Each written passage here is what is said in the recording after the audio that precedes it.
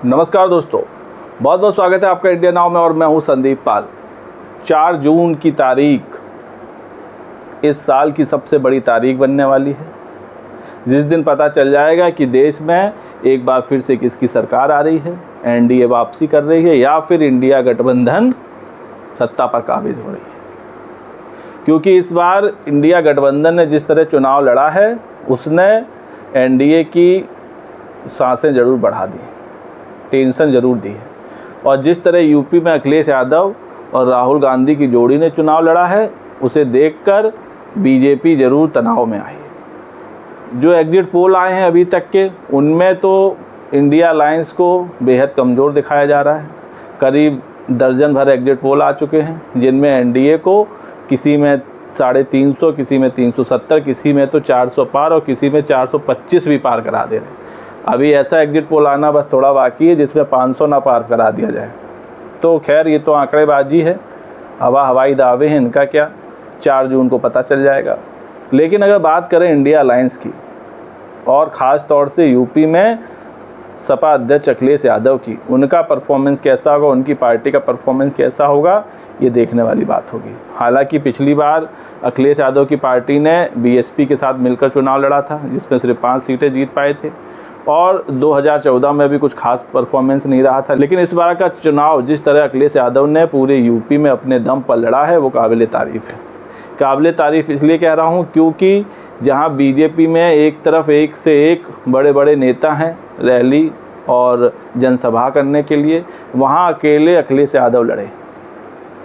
BJP की तरफ से यूपी में पीएम मोदी, अमित शाह, जेपी नड्डा, राजनाथ सिंह, खुद सीएम योगी, इसके अलावा दोनों डिप्टी सीएम ब्रजेश पाठक, केशव प्रसाद मौर्य, इसके अलावा बीजेपी के दर्जनों नेता यूपी में डटे रहे, चुनाव प्रचार किया, खूब रैलियां की। लेकिन इन सब का मुकाबला करने के लिए इंडिया अलायंस की ओर से यूपी में सिर्फ एक चेहरा था और वो था अखिलेश यादव का। इस बार अखिलेश यादव ने अपने भाषणों से भी बीजेपी पर जमकर निशाना साधा, तंज कसे और उनके भाषण भी काफ़ी लोकप्रिय हुए। उनकी रैलियों में मारामारी मच गई, उनकी झलक पाने के लिए, उनके भाषण सुनने के लिए। तो इस बार का चुनाव अखिलेश यादव ने बहुत बेहतरीन चुनाव लड़ा है, अब इसके परिणाम आने बाकी। तो अगर इस चुनाव में बीएसपी और सपा अच्छी सीटें लाने में कामयाब होती है तो बीजेपी की यहाँ मुश्किलें बहुत बड़ी तरीके से बढ़ने वाली, क्योंकि ये तो तय है कि इस बार अखिलेश यादव की समाजवादी पार्टी कम से कम अपने दम पर 15 से 25 सीटें जीत सकती है। वहीं जो उनकी सहयोगी है कांग्रेस, वो 2 से 3 सीटें जीत सकती हैं। 3 तो खैर ज़्यादा हो गया, 2 सीटें ज़रूर जीत सकती है, जिस पर उसकी दावेदारी हमेशा रही है। एक रायबरेली, एक अमेठी। अमेठी से खुद राहुल गांधी मैदान में हैं और रायबरेली से उनके बहुत पुराने कार्यकर्ता जो रहे हैं वो मैदान में हैं, किशोरी लाल जी। तो ये 2 सीटें कांग्रेस और इसके अलावा सपा कम से कम 25 से ज़्यादा सीटें जीत सकती है अपने दम पर। अगर सपा 25 सीट और बीएसपी 15 से 20 सीट भी जीत जाती है तो हो जाता है टोटल करीब 45 सीटों का, और 2 सीट कांग्रेस तो 47 सीट। अगर इतनी सीट इंडिया अलायंस और मायावती की पार्टी लाती है तो फिर बहुत बड़ी समस्या बीजेपी के सामने खड़ी हो जाएगी। हालांकि अभी तो दावा किया जा रहा है कि यूपी में एनडीए 70 सीट ला सकती है, 62 से 70, 65 से 70, लेकिन इतना आसान है नहीं। ये सिर्फ हवाई दावे हैं और माहौल बनाने की कोशिश है और विपक्षी पार्टियों के कार्यकर्ताओं का, नेताओं का मनोबल तोड़ने की साजिश है, इसके अलावा कुछ नहीं। क्योंकि ये एग्जिट पोल न जाने कितने बार औंधे मुँह गिरे हैं, कितने बार नाकाम साबित हुए, कितने बार असफल साबित हुए, कितनी बार झूठे साबित हुए। क्योंकि इनके आंकड़े होते हैं और आंकड़े भी ऐसे होते हैं 300 से 350 के बीच, 20 से 40 के बीच। तो अब ये जो गैप दे दिया जाता है ये बहुत सेफ साइड होती है। अब इन्होंने बोल दिया कि यूपी में बीजेपी आने वाली है 55 से 70 सीट। अब 55 से 70 सीट, भाई 55 से 70 का मतलब हुआ 55 पे भी रुक सकती है। 55 पे रुकती है तो 30 से 32 सीटों का लॉस होगा और 70 भी बता दे रहे हैं। तो इस तरह से ये पब्लिक को ऐसा कंफ्यूज करते हैं कि पब्लिक स्टार्टिंग वाला डिजिट भूल कर जो एंड में डिजिट लगा होता है 55 से 70 पे फोकस आ जाता है और हवा बनती है कि बीजेपी 70 सीट जीत रही है यूपी में। इसी तरह पूरे देश में हवा चलाई जा रही है। कोई 401 पार करा दे रहा है, कोई 420 पार करा दे रहा है।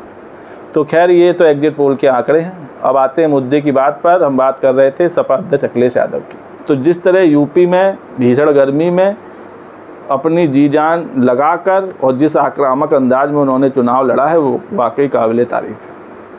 और गर्मी का जिक्र भी उन्होंने कई बार अपनी रैलियों में किया, क्योंकि इस गर्मी में चुनाव रैली करने में बहुत परेशानी हुई, बहुत दिक्कतों का सामना करना पड़ा। ख़ास तौर से उन पार्टियों को जो रीजनल पार्टी हैं, क्योंकि उनके पास उतने संसाधन, उतनी सुविधाएं नहीं हैं जितनी सुविधाएं बीजेपी जैसी बड़ी पार्टी के पास है, राष्ट्रीय पार्टी के पास है, जो पैसों से भरे हुए हैं। पैसे को चुनाव में पानी की तरह बहाया गया। तो इन क्षेत्रीय पार्टियों के सामने ये मुसीबत रही। इन्होंने जो कुछ किया वो अपने दम पर किया, कार्यकर्ताओं और जनता के सहयोग से चुनाव लड़ा। तो इस बार सपा यूपी में कम से कम 25 सीटें ला रही है आराम से, और कांग्रेस की अगर 2 सीटें मिल जाती तो करीब 27 सीट, और वहीं बीएसपी का परफॉर्मेंस भी इस चुनाव में तगड़ा हो जाता है, तो फिर यूपी का खेल अलग ही हो जाएगा। यही वजह है कि कई बार सपा अध्यक्ष अखिलेश यादव अपनी रैलियों में कह चुके हैं कि बहन जी मायावती उनके साथ आ जाएं, संविधान बचाने में सहयोग करें। और मिलकर चुनाव लड़ने की बात चुनाव से पहले भी हो रही थी। इंडिया गठबंधन ने मायावती को अपने साथ लाने के लिए भरसक प्रयास किए, लेकिन मायावती का भी फैसला अटल था। उन्होंने कहा था हम अकेले चुनाव लड़ेंगे। खैर ये तो बात हुई आने ना आने की, लेकिन अब तो चुनाव ख़त्म हो गए, वोटिंग हो गए, ईवीएम में सब कैद हो गया है। अब इंतज़ार है सीटों का। अगर यूपी में बीएसपी और सपा का परफॉर्मेंस बेहतरीन रहता है तो इसमें कोई शक नहीं कि केंद्र की सत्ता में बहुत बड़ा रोल बीएसपी और सपा का होने वाला है, और पीएम चुनने में भी इन दोनों पार्टियों की भागीदारी हो सकती है, और BSP supremo Mayawati PM candidate भी हो सकती है। क्योंकि जिस तरह का उनका व्यक्तित्व है, जिस तरह की उनकी कार्यशैली है, उससे काफ़ी लोग प्रेरित हैं। भेदभाव रहित कार्यशैली मायावती की रही है, और अगर ऐसा होता है, मायावती पीएम कैंडिडेट चुनी जाती हैं और उनको मौका मिलता है, तो ये भी देश के इतिहास में पहला मौका होगा जब कोई दलित देश का पीएम बनेगा। खैर ये तो अभी दूर की बात है, ये तो 4 जून के नतीजों के बाद पता चलेगा। लेकिन इस बार लड़ाई यूपी में टक्कर की है, इसमें कोई कहने वाली बात नहीं। भले ही एग्जिट पोल यूपी में एक तरफा लड़ाई बता रही है, और ऐसा ही हाल बिहार में भी। बिहार में भी तेजस्वी ने जो मेहनत की है, जिस तरह चुनावी रैलियां की हैं, उसने बीजेपी की नींद उड़ा दी। यही वजह थी कि पीएम मोदी को बिहार जैसे राज्य में दर्जनों रैलियां करनी पड़ी। 1 महीने के अंदर उन्होंने कम से कम 8 से 10 दौरे किए, रोड शो करना पड़ा, 2-2 रातें पटना में गुजारनी पड़ी। इसके अलावा अमित शाह ने भी करीब 8 से 10 रैलियाँ की, जेपी नड्डा ने दर्जनों रैलियाँ की, राजनाथ सिंह ने दर्जनों रैलियाँ की, और सीएम योगी आदित्यनाथ तक को बिहार में चुनाव प्रचार में लगना पड़ा। तो इन 2 स्टेट में बीजेपी बड़ी फंसी हुई है। एग्जिट पोल में ये बात नहीं बताई गई। हालांकि कुछ एग्जिट पोल इस बात का इशारा जरूर कर रहे हैं कि बिहार में किस तरह आरजेडी बीजेपी को बहुत कड़ी टक्कर दे रही है। लालू परिवार की दोनों बेटियां रोहिणी आचार्य, मीसा भारती चुनाव जीतती नज़र आ रही हैं। आरजेडी कम से कम 10 से 12 सीटें जीतती नज़र आ रही है। कांग्रेस का भी 1-2 सीटों पर खाता खुलता दिख रहा है। वहीं जो लेफ़्ट पार्टियां हैं उनको भी 2-3 सीट मिल सकती हैं। मुकेश सहनी की वीआईपी को 1-8 सीट मिल सकती है। तो बिहार में भी बीजेपी की हालत ख़राब है, और यूपी में भी है। यूपी में अखिलेश यादव ने और मायावती ने कर रखी है, और बिहार में अकेले तेजस्वी यादव ने कर रखी है। लेकिन इस इंडिया गठबंधन में अगर कमज़ोर कड़ी आप देखेंगे तो वो राहुल गांधी है। राहुल गांधी ने उतना चुनाव प्रचार बिहार में नहीं किया जितना उन्होंने अन्य राज्यों में किया, जबकि बिहार में 40 सीटें हैं। महज 3 रैलियां की, 2 रैलियां तो उन्होंने आखिरी चुनाव के चरण में की थी, उससे पहले भागलपुर में एक रैली की थी। सिर्फ 3 से 4 रैलियां। वहीं पीएम मोदी, जेपी नड्डा, अमित शाह जैसे दिग्गज नेता, बीजेपी के वरिष्ठ नेता बिहार में कम से कम दर्जनों रैलियां कर चुके, रोड शो कर चुके।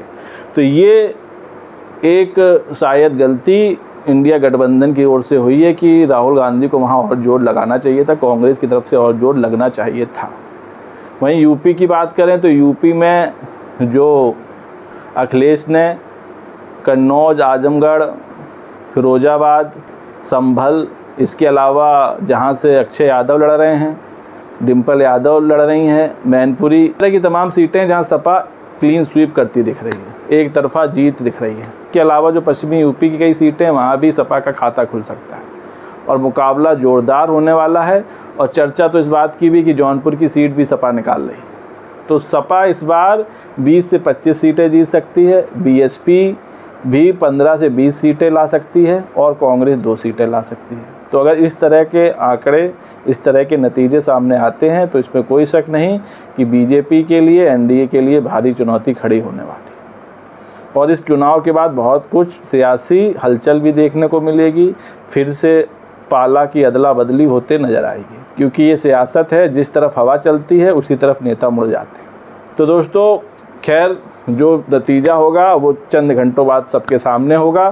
खैर, आपको क्या लगता है यूपी में सपा कितनी सीटें जीत रही है, राहुल गांधी की कांग्रेस कितनी सीट जीत रही है और मायावती कितनी सीट जीत रही हैं? अपनी राय कमेंट्स करके दें। वीडियो पसंद आया हो तो चैनल को लाइक, शेयर और सब्सक्राइब करना ना भूलिए। तब तक के लिए नमस्कार।